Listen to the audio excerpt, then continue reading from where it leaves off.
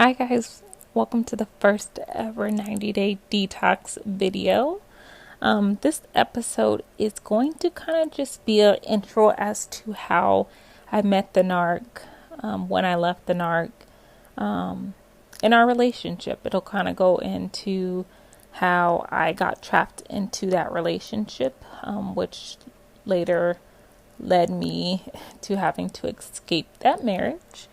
And some of the things that I found out about that person, and what I found out about myself. As we go into future episodes, we'll kind of get more into the 90 days after leaving a narc and some tips and advice that really does help you get through the first 90 days. They say it takes 90 days to build a habit. So if we can get through the first 90 days after leaving the narc, we'll be in a really good place. Okay, so story time. So I actually went to school with my narc. So I did know him. We went to high school together. Didn't really know too much about him in high school. I didn't remember him exactly. So when he reached out, his face was familiar, but it wasn't like, oh, I had this class with him or X, Y, and Z. He was just very familiar. So when he reached out to me, I was in a situationship. I'm going to be honest as to what that was. I was in a situationship with this man that I truly loved, that just didn't love me, and I didn't want to accept that. I wanted that person to be the one, and honestly, I wasn't mature enough because he had children. I wasn't mature enough, and I wasn't in the head frame that I wanted to be a stepmother. I wanted to be his one and only. I wanted to be his everything. When in actuality, he had someone else. Like, I don't even have to question that. He had someone else, and I was just in denial as to think that, he just disappears because he's so busy. I don't know. So I was in a situationship. So when he reached out, my initial thought was, okay, well, I'm just going to flirt with this person to get back at the person that I was with. Yes, that makes absolutely no sense because obviously the person that I was with didn't know I was flirting with somebody else. So hurt my own self there. But I wanted to get back at him. So I kind of let the flirting happen. So when he reached out to me, he was just he did the basics. You're smart, you're beautiful, you were this amazing person in high school, and I was so afraid to talk to you. You're a triple threat. The flattery. He asked me some questions about what I was up to, what I was doing, what I liked to do. Probing questions for most narcissists, but those are questions that people normally ask you when they're getting to know you, so you don't think anything of it. He did let me know that he had a girlfriend. He said that he was in a relationship and he was stationed overseas and that he just didn't know if it was going to work out, but he promised her that he would keep trying until they got back. And I was like, okay. Honestly, I wasn't physically attracted to my narcissist. So with him flirting and saying all these sweet things to me, it was something that I was missing from my current relationship. So it fed my ego kind of. It was something that I needed,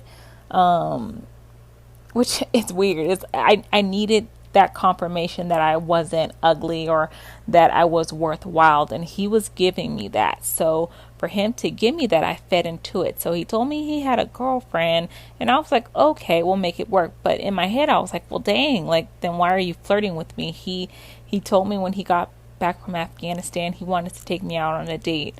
And I was like, oh, okay, sure, yeah, I'll show you around. But in my head, I'm just like, okay, like, I'll show you around. You have a girlfriend. I'm flirting with him knowing that he's not available. So he asked for my number, or actually he gave me his number, then I gave him mine. And he was very smart about this. He knew certain things not to say on that app, that social media app. And we kind of took it offline. And started to talk. Now, the relationship progressed super fast. So fast. And when I say so fast, I think we were already to the I love yous within 2 months, already planning to be married, engaged within 2 months. Now, obviously that's a huge red flag. And I was already in a headspace that wasn't healthy. So when he came and he swooped in and he was the opposite of the man that I was dating, I was like, this must be from God. Like, this is what I've prayed upon. This is what I've asked. And I was looking at it in a different way, because I was like, okay, I was with this man who was physically attractive, like everything that I wanted a husband to be, except for faithful. He was that. So my ex-boyfriend, he had the physical look, and he had this accent, and it was like everything that I wanted. But my narcissist was the complete opposite. He was everything that I didn't want. He was overweight. I wasn't physically attracted to him. He was a skin color that I didn't honestly care too much about. I mean, it's vain, but I didn't really care too much about it. So I wasn't attracted to him. But he was giving me the emotional that I needed. So he was very attentive. He listened to me. He responded to my text. He reached out to my text. He texted me to make sure I got home. If I was working late at night, even though there was a time difference, so it kind of worked out for us because he was stationed overseas. And I remember I started to fall for him, and I was like, why am I falling for him? But when you look back at it, he's love bombing me. He's giving me literally everything that I needed. He's giving me these compliments. I was getting flowers like every week or every 2 weeks being sent to me. And I had never, well, actually I did receive flowers from another man, but I had never received flowers like that before. Like, it was so constant, where it wasn't giving me the time to be like, okay, why is he doing this? What is he saying? And something that he had said in our first initial conversation on social media was, he didn't speak to me in high school because he had a really big ego, but he still has an ego. It's just not that big. Ding, super red flag, right? Of course it is. But I didn't see it that way, because in my head I was like, hey, I don't even like this person. Like, I'm just flirting with him, trying to make someone jealous who doesn't even know I'm talking to him. So eventually I started to fall for it, and I said, you know what, this is from God. This is what I've been praying for. Like a godly man, he recited Bible verses to me. He said, we'll pray together, and if it's God willing, and all of these things that I was like, yes, yes, yes, like this is what it's supposed to be. So I eventually fell for that. And I remember I was like, okay, well, I'm not like super attracted to him, but don't be vain. Don't be that vain that, this person that God has given to you, that you're going to let it pass because you're not fully physically attracted to him. Now, mind you, he's not like super ugly and like this mud duck. He's just not attractive to me. He's not the person that I see myself like dating. Like, if I had to pick someone out of a lineup, it would not be him as an attraction. Like, I'm not attracted to him. So, as we talk more, he goes into the I love yous, and this is what we're going to do. All this future faking. And in my head, I'm just like, this is going to be great. Yes, it's super quick. And in my head, I knew it was super quick as well. I was like, okay, how am I going to explain to my family that, I'm getting married and I've known this guy for 2 months. And I remember telling my sister, I was like, he literally is everything that I've prayed for. Like, I know it's weird, but I feel like he's my soulmate. And I know so many of us that are in narcissistic relationships, they get us by making us feel that we are their soulmates. And that's how they get us, because you're just like, I didn't know this feeling could be possible. We had talked about, wanting to start a family and getting married, getting a house, moving back to the West Coast. Everything just aligned. I remember the first injury that he tried to cause me, or even triangulation. And he knew it was a very big day for me. So I don't know if this is why he decided to bring it up to hurt me. But I had a very big meeting with my job. And it was the first time like I was going out with corporate, and they were taking me to the corporate headquarters. And I was so excited to go. And he had reached out to me, and he was like, oh, I need to tell you something. I just hope you don't look at me differently. And I just don't know how to say this, but I really need to tell you because I don't want any lies between us. I'm sorry, I'm laughing because obviously all they do is lie. But, and so I call him and we talk, and I was like, okay, what is it? And he was like, okay, I just really don't want you to think about me differently. And I love you so much, and I just don't want to lose you. Pity party he was already having. And in my head, I'm just like, okay, well, what is it? Like, what is it? And I'm already just like, okay, like whatever. So he goes and he lets me know that he has been married before. And to put into preference, we had talked about getting married, of course, and that, none of us ever saw ourselves getting married. And so that was really huge for me, because now he's coming back to tell me he was actually married. And he had been married to an older woman, that his family did not like her, and that his grandmother sent him money to get away from her. He did admit that he cheated on her because he was young and immature and he was just over it. Obviously, so many red flags. He's telling me who he is, and I'm not listening. I'm only hearing the fact that he's telling me this was in the past. His family didn't like her. I'm like, oh, his family's going to love me. They're going to love me. People love me. I'm a sweet person. So it's like, that won't happen to me. That won't happen to me. Okay. It was when he was younger and he owned up to cheating and he won't do it again. And I was like, okay, well, I'm a great person. So he's not going to cheat on me. Like, I'm not an older woman. That's where he went wrong. He was with an older woman. And I remember crying and I was so hurt. And in the back of my head, I was like, what? Like, why would you just, we stayed up all night and he knew I had to get up early. And it was a big thing for me. And I remember, like, I was just so crushed.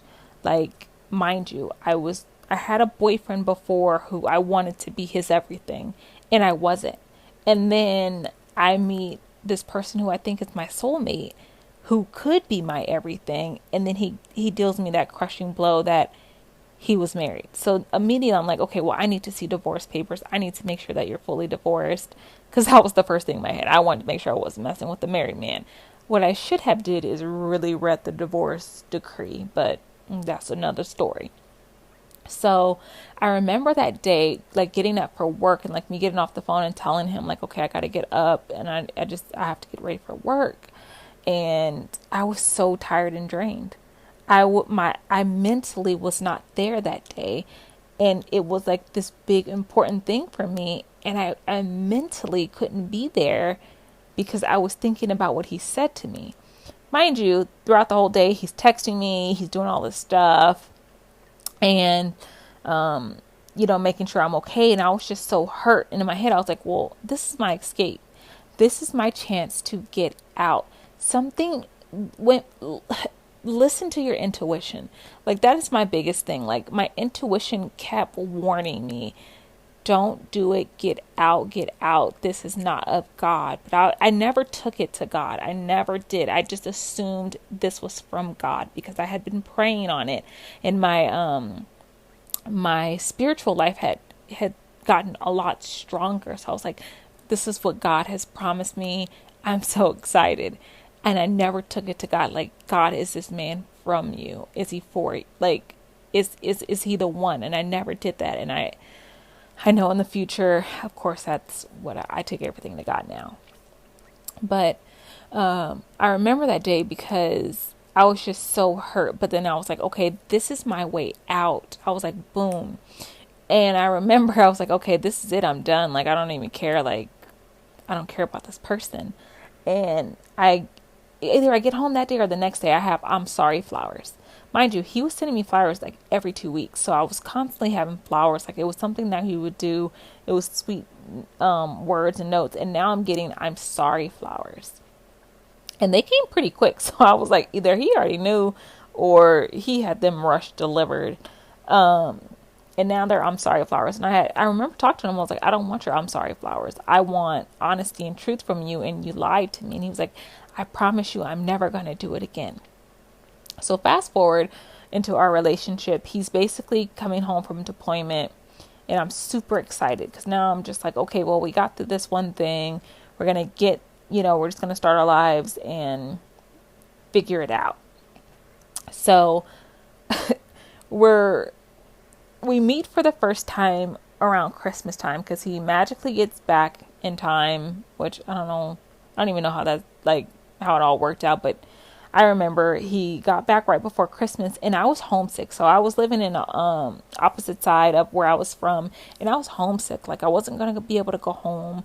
And then he had mentioned, he was like, well, why don't you have your sister come out? And I was like, that's a really good idea. I'll have my sister come out. She can meet him and then I'll have my sister for the holidays. So my sister comes out for Christmas, and then he's coming. It's the first time we're all meeting, basically. So it's the first time that I'm meeting him again after 8-9 years after high school.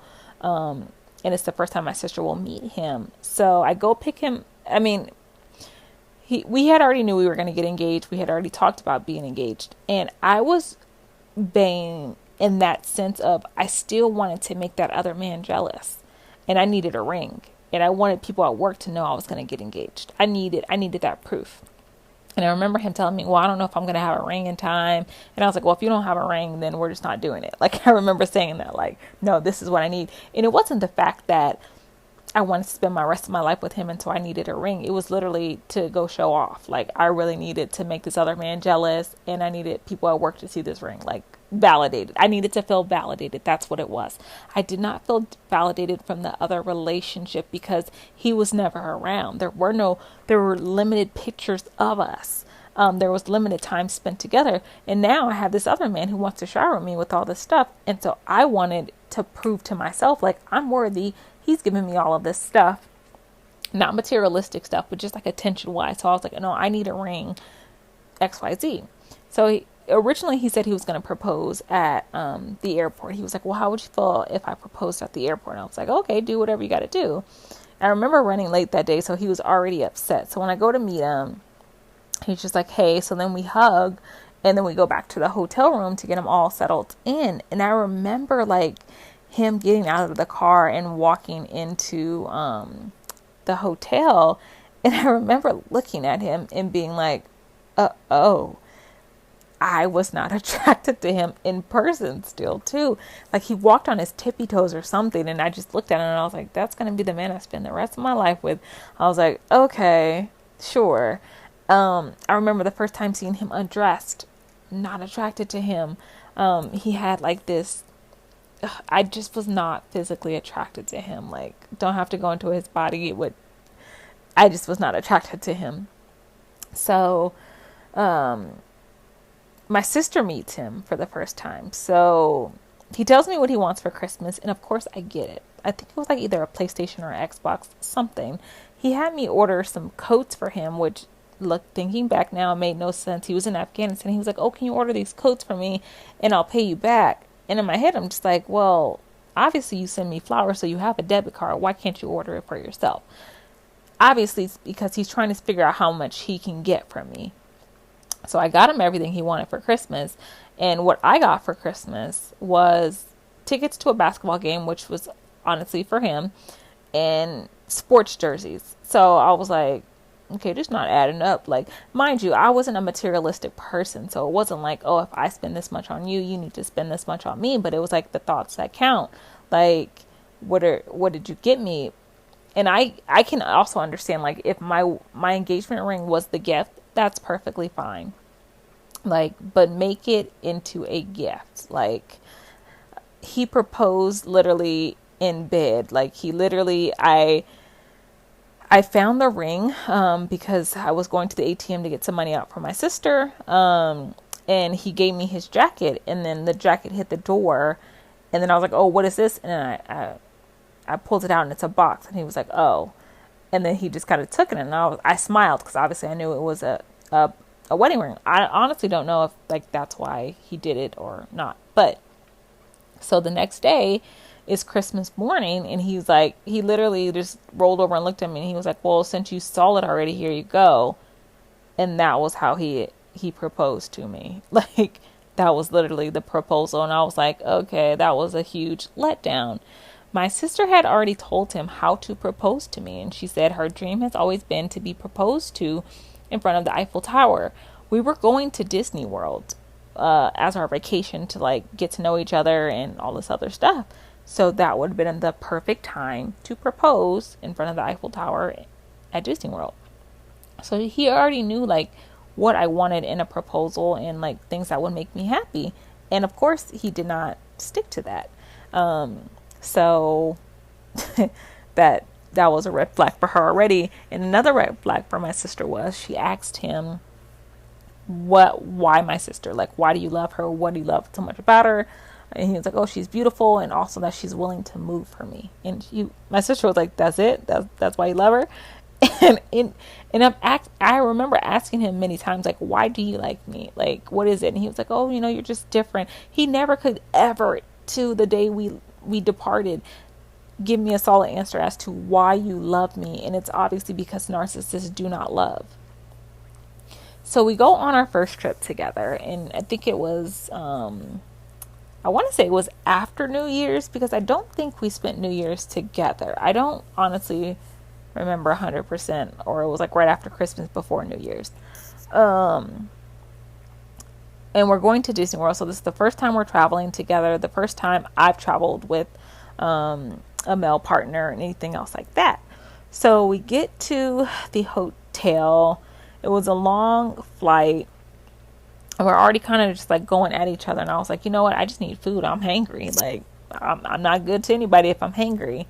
And it was something about Disney World. He loved like Disney. And I don't know if he used to go with like his ex-wife, but like it was something about Disney that we could go to Disney World all the time and he would not get tired and just be very repetitive. So it had to be something from his previous life or previous relationship that he constantly wanted to do that still. Because I was like, I like Disney, but my man, like, we're doing the same thing all the time. Like, I don't need to go to Disney World every 2 weeks. So we get to Disney, and it's our first vacation. We've only known each other for a little bit. So obviously I want to be as sweet as possible. And I want to be as understanding. And I'm usually, honestly, a pretty easy person to get along with and please. Like, I don't have like crazy list of anything you have to do to make me happy. I remember we got into a huge fight there because he saw one of my male friends text me and he went off. So we're arguing and he blocks me into the hotel and I can't get out. And I'm just like, move. Like, he literally blocked the door and he tried to take my phone. And I was like, what is wrong with you? He was like, do you think I didn't see that dude texting you? You don't think I saw him? You don't think I saw him? And I was like, that's my friend.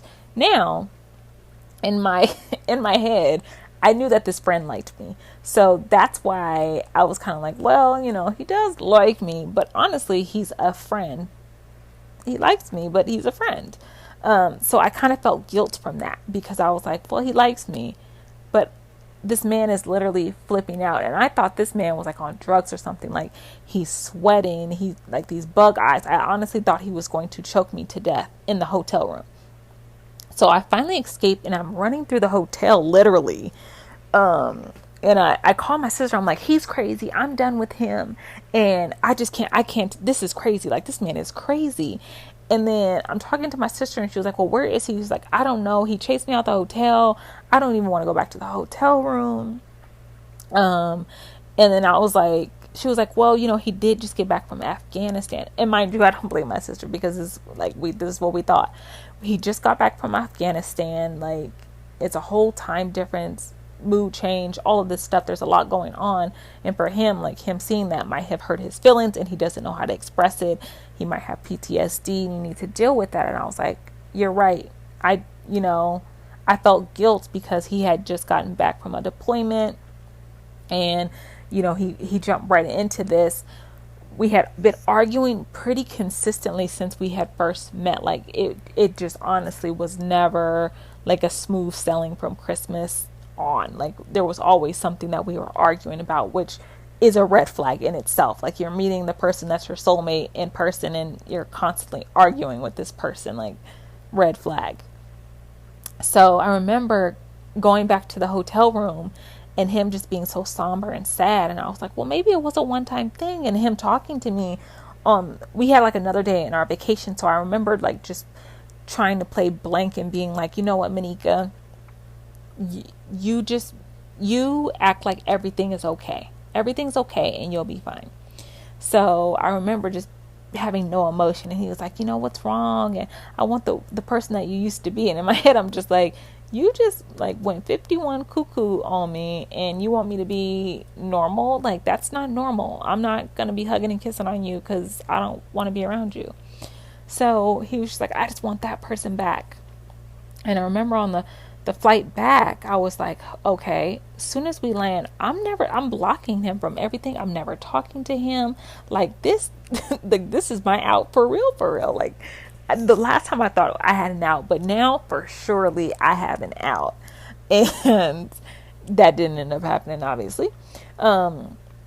So he was just like, I'm going to get some counseling. I'm going to get help. Please just stick by me. Please don't leave me. I'm so sorry. I'm going to prove to you that this wasn't me and that I'll never do it again. And I promise you, like, this won't ever happen. And in my head, I'm just like, yeah, I can't wait for this plane to leave, for you to go back to where you live, and I can go back to where I live. Mind you, we didn't live in the same state at the time because he had just gotten back from the deployment. So I was just like, I cannot wait.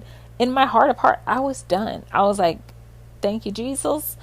I don't have to deal with this man, and I am done.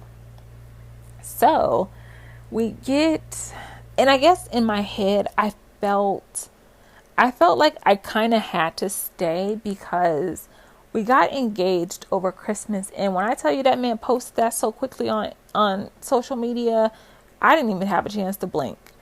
I don't even know if that ring was on my finger for longer than 2 hours before it was posted everywhere on social media.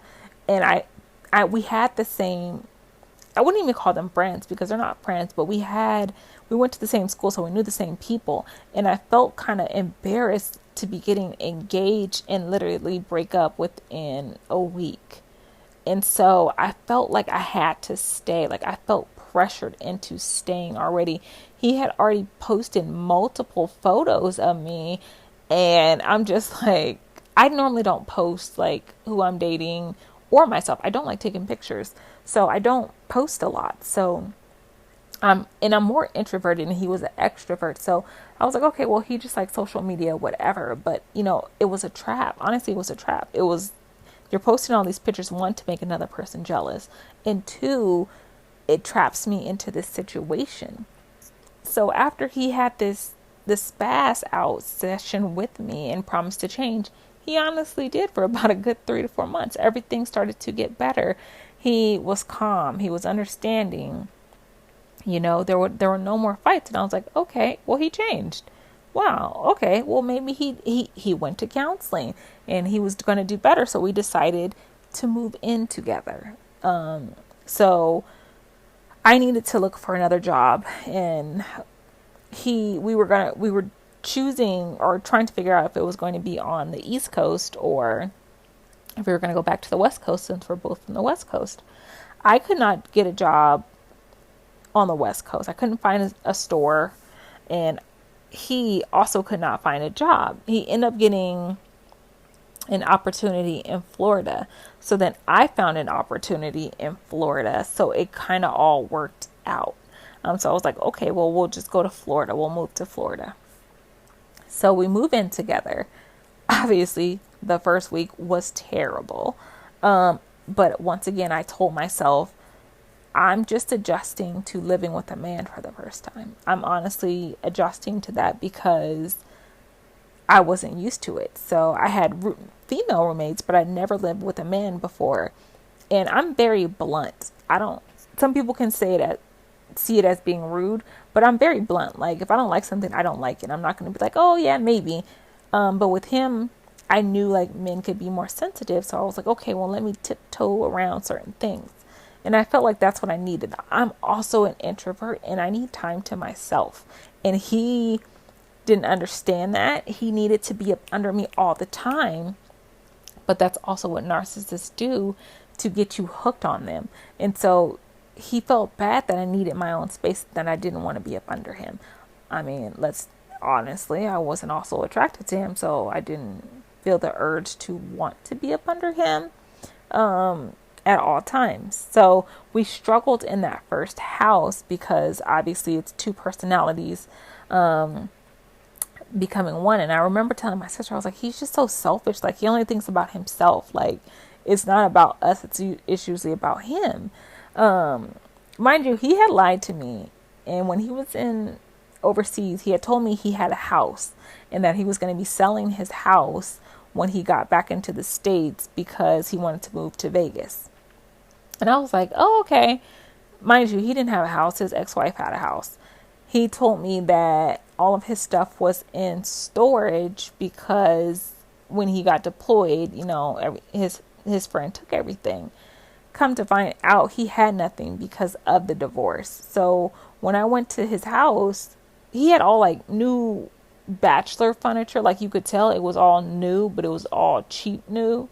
And I was just like, okay, so he lied about like his situation, and he had just rented an apartment there too. So it was kind of like, okay, like, and I get it, like you were deployed, like why keep an apartment, all that one, like I don't care, but you could tell like he didn't have much and he was pretending. Like you can tell he just didn't have it. So we moved into this house together. Mind you, we had been planning to move in for a little bit, and so we were saving. Like that was the whole point. Like we're going to be moving in together. We need to save.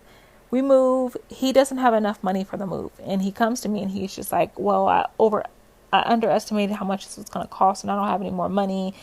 And we're talking as the movers are moving our stuff in, and I'm like, "What do you mean you don't have any more money?"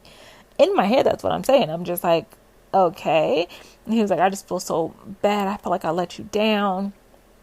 Being the person that I am, I was like, well, if I have it, you have it. Like, don't ever think that like we're a team. Like this is what we're doing. Like we're moving in together. So if I have it, you have it. So I had to pay for the move. I had to pay for the furniture. I had to pay for the movers. I had to pay for all of these things, but I also had the money. So I've never been greedy about money. Like if I have it, you have it. And so I was just like, okay, well, I need to work on his finances because obviously he's an overspender.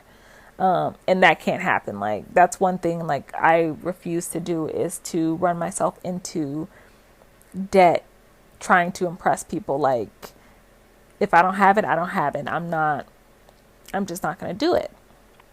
So we live together and things are okay. Obviously there's fights, but then there's good times. And in my head I'm just like, I just don't know if I could do this for the rest of my life with this man. Like once this lease is up, maybe I'll go back home. Now I don't even know how like I found out. Like I don't know if it was a message or something that I saw. I honestly don't know how. But I remember the first time I found out he was like flirting / cheating. And I was like, are you kidding me? Like, how is this even possible that you are cheating on me? Not to say that I'm vain and I just look so much better than you, but honestly, like, the sex was not good. And I was like, there's no way he could ever cheat with that. Like there's just no way a woman is gonna accept that. He has to have low self-esteem because of it, and it's just not happening. I knew that was secure. I was like, ain't no way he out there with that cheating. Just not happening. I'm over here making it work, and it's just not happening. So I don't even know if it was like physical cheating, but it was emotional cheating. The first thing that I saw. And so he had said, like, he was talking to this girl and he was like, I just got out of a relationship. It was nothing serious. And she was like, oh, well, let me know if I need to step aside. And he was like, no, it's okay. You're all right. And I was like, you not in nothing serious. I said, do you know we live together? Like, what are you talking about? Like, you are married. Okay. And so I had a fit. And I remember we're just arguing, and it took me back to Disney again, like where I had to escape. He tried to take my keys. He tried to block me in. I remember reaching out to his family and saying, like, can you call him? He's literally breaking stuff in the house. Like, can you call him? Like, he needs to calm down. And so I was like, can you call his grandmother? Like, somebody just needs to call him and calm down. So like, I go to my car and I'm just like, I need to find a hotel to stay at for the night. And so I don't know if his family calls him or they don't believe me. I honestly don't know. But I knew, like, I had just gotten this place with him. My credit was amazing. So I was like, now my credit is going to be ruined because of him, because now I have to break this lease. And he knew that was something that was important to me, my credit. And so I eventually go back, like he calms down. He's doing the crying, the whole story. And then that's when he was like, well, maybe we should do couples counseling. And I was like, no, you need to do counseling. Like, there's something wrong with you. Like, you're literally sitting here having a conversation that you're not in a relationship and we live together. Like, what is wrong with you? So at that point, I'm just like, I'm going to write this lease out. Like, I'm going to make it to this lease out and then I'm done. I'm going back home and I'm done. I hated Florida. I did not like my job. I was depressed. I had gained 30 pounds of weight and I was dealing with someone like that I just did not love, but I was constantly being hoovered back in. So it would be, he says something or does something and I'm done. And then he goes back to hoovering and love bombing me back into the situation. Like, okay, well, he's not that terrible person. Maybe he can change. Still hoping this man can change. Like, what can I do to get you to change? And in my head, I kept telling myself, well, there's no way he's physically cheating. All of this is emotional cheating, Monica. Like, you need to grow up. Maybe you need to stop being so mean and be a little bit softer and understand his feelings. And maybe this is why it's happening. I'm not giving him enough attention. I'm not giving him what he needs. I put a lot of blame on myself. I also at that time still had my male friends texting me. And I've always had male friends. And so that was something that he did not like. And so every time that would happen, it would cause like a fight or, a discussion. And so I blamed myself and I was like, well, they are still calling. So maybe that is the problem. Like, I can't get mad at him for doing this. And my male friends are texting me. In actuality, it's just like, those are my friends. Like, they have the right to text me. What you're doing is something completely different. You're making people think that you're not with someone. So I remember him. So when I first met my narc, he was working at a rental car place, and he left that job to go to a bank job that he said he was offered a position there. So that's why we moved to Florida. He ended up getting a position there. He was at that job for maybe 6 months. Well, it had to be almost a year. He was there almost a year because he was there for pretty much the whole time that we lived in Florida. And he got fired from that job for doing some shady crap with a female. Like, obviously flirting with a woman, trying to help her out, did some underhanded stealing or whatever he did. Honestly, to this day, I do not know what he did to get fired from that job, but it came at a terrible time because we were moving. So the lease was up when we decided to move back to the West Coast. And so I was looking for a job in Las Vegas, and he was going to transfer his job to Las Vegas. And so what ended up happening was he lost that job. And I was like, okay, like, this is terrible. I couldn't get a position in Las Vegas. So I was like, well, I have to go to San Francisco because that's the only position that is open. So I'm going to San Francisco. Like, I'm not going to be without a job, and I'm just not going to do it. And you don't have a job, so just come to San Francisco with me. We'll find a place. We'll make it work. I was making very good money. And he was like, no, like, I'm already going to Las Vegas. And so I was like, okay, well, go to Las Vegas. So of course he has no job. He's going to Las Vegas. He can't afford the move. He's depressed. I feel bad because he is depressed. And I'm just like, okay, this is terrible. But in my head, I'm also like, this is what you get for flirting with these women. Like, this is what you get for trying to be Mr. Suave and Mr. Cool. You lost your job because of it.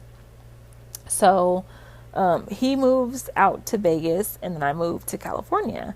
And I come out to visit him, and he has a place or whatever. He found a place, and he can't afford the moving truck. And I'm just like, did you not have any money in savings? Like, the whole point was you were supposed to have money in savings. We were saving all this money. You should have had money in savings. You get money from the military. So, like, why don't you have enough money for this move? Like, this was predestined before you even got here. So his grandmother, I guess, gave him the money for the move. And was like, oh, it's your guys' wedding gift. And I was like, I never saw an ounce of the money. I didn't even know she gave it to him until later on in life. And I was just like, whatever, like, he needed the money. I'm also helping him buy stuff for the house because I'm like, okay, I'm still working. He doesn't have a job. Of course, I'm going to get his house set up. And then at that time, he's pretending that he is going to the army full time still. So I guess, I don't know if his family ever knew he didn't work, but he was pretending that he was full time in the army, literally shaved off his beard and put on a uniform and would go over his grandmother's house. Mind you, he was not transferred over, and I think he was in the reserves because he only went on once a month on the weekends. Kind of situation. Already lying about his career. So he was faking it till he was making it, and I was just like, okay. So I would come out as often as I could, or he would come and visit me because I was struggling in California, because I just moved back. I had to move in with my family, and that was just stress. So when we left Florida, I said to myself, I'm done with him. Like, this is my out. This is my way to be done. He had done his cheating multiple times. It wasn't just the one girl. I found out another girl. So it was like something consistent with him. And I was like, okay, I'm done. Of course, he love bombed me back into the situation, and he hoovered me back into the situation. Mind you, I'm depressed now that I've moved back in with my parents after being away from them for 6 years, moving back into that toxic house situation, and me just wanting to go back to having my own space. So I had nothing that was mine. I had to share a room with my sister, share a bed with my sister. And it was just like, I was living out of a suitcase. I couldn't even unpack my stuff. I had to live out of a suitcase, still trying to go to work, and could not afford anything. It's San Francisco. It's super expensive. And I was just so depressed. I was like, I just don't understand how I got here in my life. Of course, he's not working. I'm helping him pay some of his bills. And I feel bad because I'm just like, okay, well, you're doing all of this and you haven't found a job yet. And he was like, no, it's okay. Like, I'm going to get through it. I just want to help you. And I was just like, oh, that is just so caring of him at the time. But honestly, he had the money his grandmother gave him. So he was just riding off of that. So eventually he finds a temporary job. And I'm just like, oh, congratulations. Great. We're moving on up. And I end up finding my own place. So things kind of stabilized where it was like, okay, I have my own place. Things are great. In that time, we were kind of we would go off and on and have our arguments and get back together and all of that wonderful stuff. And one time I remember, having a really bad, fight with him. And I was just like, I'm done. And I didn't have, one of the social media apps. One of the girls had reached out to me and she was like, I know you're in a serious relationship with him, but he reached out to me to rekindle old feelings, and I just wanted to make sure I wasn't stepping on any toes. So I didn't see that message until about a year later. So when I finally saw that, I was like, you know what, I'm done. I can't do this anymore. We've had our ups and downs, and I just can't do this anymore. This is crazy. I'm so over it. And I remember him doing his breakdown crap and everything he would always do every time we would break up. And I was like, no, this time is different. I just feel so different. How could you literally do this to me? This is ridiculous. And, it was just hilarious. So he's having this whole hissy fit. And I'm just like, no, I'm done. Don't chase me anymore. I'm done. He kept making these promises. He was like, I promise you. I'm never going to hurt you again. This is it. I'm getting help. I can't live without you and all this stuff. And I just was like, no, I'm done. And I was content with being done. I was like, I can't do this. So come to find out, this man had a whole nother life relationship. He had a whole girlfriend. He had a whole separate life that he was living. I don't know if his family knew or if he told him we were broken up. But this girl, he was literally sleeping with this girl. This girl had been in his house. This girl had been to his job. This girl was confused as to who I was. And the only way I found out about her was during that fight that we were having. We had taken each other off of social media. And we re-added each other. And I went to his likes that he had been doing, or tags. He was tagged in something. And he was tagged in some flowers. And I was like, okay. And so I look at the caption and it was some flowers on a stove. And she was just like, thanks for the flowers with, all these hearts. And I'm like, so I messaged her and I was like, do you know my husband? Like, like what is this? And she was like, well, who's your husband? And so I tell her and she was like, yes, I know him. We've been together for over a year and he told me about you and that you guys have broken up. So I don't know. So she starts telling me all of these conversations with him. And I'm just like, I don't know what you're trying to do or what you're trying to say, but I'm just telling you like who I am. And so she sends me one last conversation, and it had been the day before that he had spoken to her. The day before.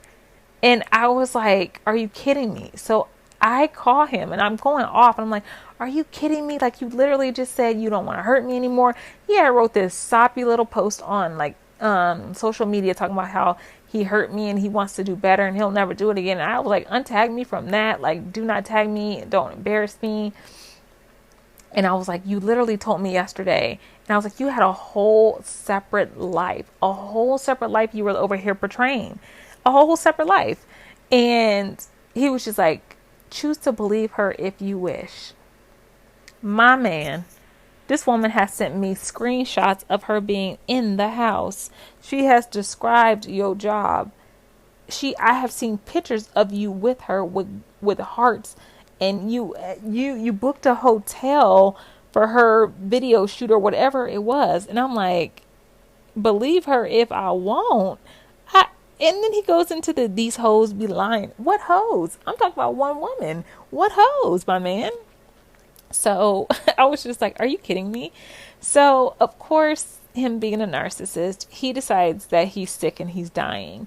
So he goes into full depression mode and that he's dying, that his liver is failing him, and that I just don't care. And he's boohoo crying these crocodile tears. And he just doesn't understand. He's going to check himself into a mental hospital because he's just sick and he can't take it. Now, me being the sick person that I am and not healed and not loving myself, I'm like, I can't believe he would choose her over me.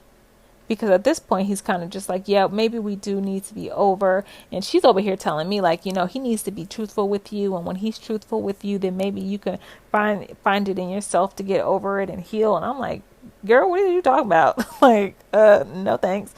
And he told me how you are with his family and blah, blah, blah. Now, mind you, I didn't hate his family. He just always told me negative stuff that they thought about me. So in my head, I'm like, well, why would I hang out with them? Like, I have no issues towards them, but I'm not going to hang out with people who do not like me. I'll be cordial and things like that. He also did keep us separated from each other because he was a liar. And you can't put me with them if you know you're lying. So obviously you had to keep us apart and triangulate me with your family. And so I was just like, well, have you met the family? Which she didn't answer because I'm like, I need to know if these people are like literally laughing in my face and then stabbing me in the back. So he's just like, you know, I'm going to check myself into rehab. I'm just not in a good spot. And I'm just like, okay, well, do you need me to like come check on you? He was like, I don't even know. Like, and I felt so bad for him. I was like, okay, like, I'm not giving him the attention that he needs. Like, I'm in a whole different state. He's going through all this stuff and I'm not there for him. That's literally what I believed. And so I took him back. I was like, okay, I'm gonna do this thing. I'm gonna make sure that, you know, we don't have these issues anymore. I'm gonna move out there with you. Like, this is what you've wanted. This is what you've asked me to do. I'm gonna quit my job and I'm just gonna move out there with you. Mind you, my job had already been stressing me out. I made really good money, but I was super stressed out. I was having panic attacks. It was just so much on me.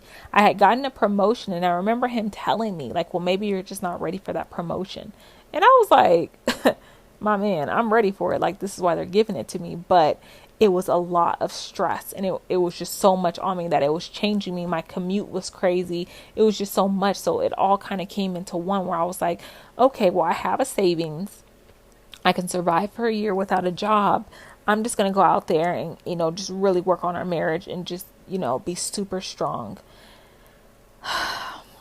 It was a blessing in disguise because I needed for this to happen, for God to really unveil to me what he was and who he was, honestly. So I moved out here to be with him. And honestly, the argument starts before we even get here. You know, the day before I'm moving, I dealt some terrible news And I'm just like, you know what? Like, I can't. And, he blames it on me again. And then we move in. Well, I move into his place and we're arguing because I'm just like, this girl was all up in this house. I don't want to be in this house. Like, I don't want this couch. I don't want any of this stuff. And so we're getting into these arguments. And of course, every time we get into these arguments, like, he never physically hit me. So I was never physically abused in that kind of way. Would he toss things at me? Yes. So he would toss things at me. He would break stuff around the house. He would take all the clothes out of the drawers and toss them at me and toss the drawer, but never physically put his hands on me. Was there a time where I thought he would? Yes, there was a time like where he kind of backed me into the corner and we were like nose to nose. And there was times when I would sleep with knives under my pillow. Like, I just didn't know like what he would do. And so I prayed to the Lord and I was like, Lord, please unveil to me what he is. Like, what is this? Like, show me, because I just can't do this anymore. I honestly cannot do this. Mind you, I had no job. I had been out here. I had been in the new state for maybe 5 or 6 months. And then a video pops up on YouTube and it was like narcissism. And I was like, okay, I'll watch it, because my sister had said he was a narcissist. His aunt had mentioned something about narcissism. And in my head, I was like, okay, a narcissist is someone who is vain, who just looks at themselves in the mirror and blah, blah, blah. And I was like, that's not really him, but it kind of is, but it's not really him. I was like, whatever. And I start to hear what it is. And I start to hear about the triangulation, and I hear about, the rages and how they're all the same. They do the same things, and how they trap you with a trauma story from their childhood, which he did. His childhood was so traumatic, and I was going to prove to him that, he is capable of being loved and he is a great person. And all of this is unveiled to me, and I just start crying, and I'm just like, thank you, Lord, because I'm so happy, one, that I know what it is. And now I can move forward knowing what he is. And so I devised a plan. I said, okay, I need to find a job. So I find a job, and, the Lord works in such wonderful ways, because, I'm searching for these jobs and I finally get one, after I figure out what he is. So I'm like, okay, cool. I knew I couldn't tell him where I worked. I had to lie about my wage so that I can continue to save money and plan my escape. So I'm saving money, paying off debt, and I'm just like, okay, I'm going to get myself in a really good position. And I told myself, I was like, okay, I had to keep reminding myself that he was evil, because sometimes I would slip back into he's a wonderful person, because we would go into love bombing phases. And I'd be like, he's a wonderful person. He is super sweet. Like, maybe he's not a narcissist. And so I remember, and I was like, okay, well, how am I going to do this, Lord? Because I kept telling myself, I would write it in a planner, and I was like, okay, this is my leave date. This is the day I'm going to leave him. And I knew when I left, it was going to have to be a big secret. I was going to have to be like gone in the night. He was going to have to be on like some type of trip. Something was going to happen that where I was going to be able to just disappear like instantly. And the Lord made a way. Basically, he was cheating again. And I found that out again. And so I was like, oh, this is it, Lord. This is it. Go, go, go, go, go. Like, this is the time. Like, you've given me my out. And I remember I took it and I ran with it. And normally for that kind of cheating, I would have been just like, oh, whatever. Like, we would have got over it. But this time I stuck to my guns. So he looks at me and he was like, well, why are we married? And I just look at him. And I was like, thank you, Jesus. This is my chance. And I was like, well, if you don't want to be married to me, we can get a divorce. And then he was like, yeah, I want a divorce from you. I just can't deal with this anymore. I was like, oh, okay, that's cool. I was like, I don't want to force you to be married to me, and I'm not anti-divorce. And so that was my out. And so normally, like, he would always try to bring up divorce to scare me. And I was like, I really don't care about a divorce. So I found a roommate. I had a job. They had just put me on permanently. And I was like, okay, I can do this. I can do this. And basically, I get everything together within a month, and then I leave. And the Lord made it so that it was so seamless. My biggest fear was his retaliation at the time, because I was just like, oh my gosh, he's going to figure out where I work. He's going to come up to my job. He's going to act crazy, because this is what he did. Like, every time something didn't go his way, he would have a narcissistic rage and he would do crazy things. And so I was always super scared of him. Like, what is he going to do? Like, if he figures out, I'm still in the same state, because I told him I was moving back to California. And, I had a job in California. And so we had this discussion before we left. And he really thought I was playing, that I was leaving. And I was like, yeah, because you're so used to me pretending. I was like, but I'm done. And I was able to leave and never looked back. I mean, long story short is it's hard. And they say you leave about 7 times until you're officially done. And I don't know how many times I officially left him. Maybe it was 7, maybe it was more. But that last time I knew in my heart, like once you figure out what a narcissist is, you can no longer stay in that situation. They won't change. This is who they are. And on that first day is when I started to journal, which is why I'm going to share with you guys the 90-day detox on your emotions that you're going to go through, the feelings that you're going to have, but also looking at me and seeing where I started versus where I'm at right now. Is it perfect? No. But am I in a headspace that is so much better? I remember when I first left, I didn't know who I could trust. I was so discombobulated. I thought my friends would snitch on me. Like, I remember texting them and saying, like, hey, if he reaches out to you, please tell them, like, you don't talk to me, or you haven't seen me, or I'm here. And they were like, yeah, of course. And I don't talk to him. I would never tell him anything. But in my head, I didn't know who I could trust anymore, because that's how they get you.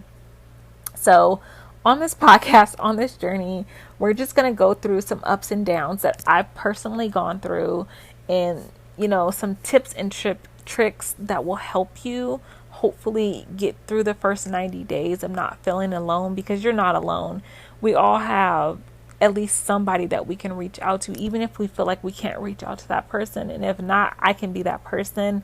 But we're going to get through these 90 days, and we're going to laugh through these 90 days, because I'm going to tell you guys stories about my narcissist, because obviously everything wasn't bad. There were some good times. But just some of the things that they do, obviously it's very repetitive, and they all do the same thing. So we're going to have some good times. We're going to laugh through it. We're going to get you to this 90-day detox, and we're going to get you on to surviving and thriving. Thank you guys so much for listening to this very long story about my life. I will see you guys in the next episode for day 1 of your detox.